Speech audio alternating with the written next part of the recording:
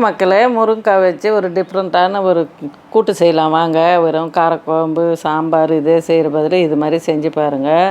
அரை மணி நேரம் பாசிப்பருப்பு ஊற வச்சுடுங்க.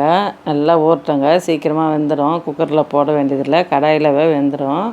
முருங்கைக்காய் போட்டுக்கோங்க, தக்காளி வெங்காயம் ஒரு 3 பச்சை மிளகாய் கீரி போட்டுக்கோங்க. நம்ம இதில் மிளகாத்தூளை போட போகிறதில்ல. டேஸ்ட் அட்டகாசமாக இருக்குங்க. மூணுத்தையும் கலரி விட்டு மூடி போட்டு விட்ருங்க, நல்லா வேகட்டும். மஞ்சத்தூள் கொஞ்சம் போட்டு உப்பு போட்டு வச்சுருங்க.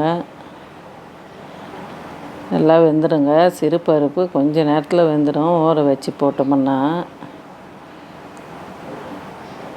முருங்கைக்காய் கூட்டுங்க, சூப்பராக இருந்தது கூட்டு. இந்த சைடு வந்து அரை முடி தேங்காய் எடுத்துக்கினா, சோம்பு ஒரு 4 காஞ்சி மிளகாய் எடுத்து கொரன்னு அரைச்சிக்கோங்க. பதத்துக்கு அரைச்சிங்கன்னா போதுங்க.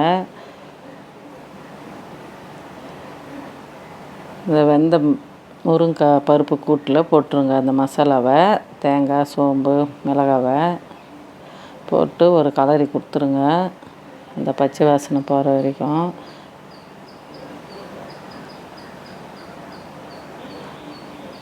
அவ்வளோதாங்க, முருங்கைக்காய் கூட்டு ரெடி. இதுக்கு வந்து ஒரு தாளிப்பு கொடுத்துட்டு சாப்பிட்டு பாருங்களேன், அட்டகாசமாக இருக்குங்க. எண்ணெய் ஊற்றுங்க, கடுகு போடுங்க,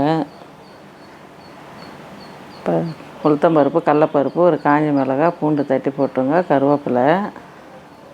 இது சாப்பிட்டு பார்த்திங்கன்னா அவ்வளோ டேஸ்ட்டாக இருக்குங்க.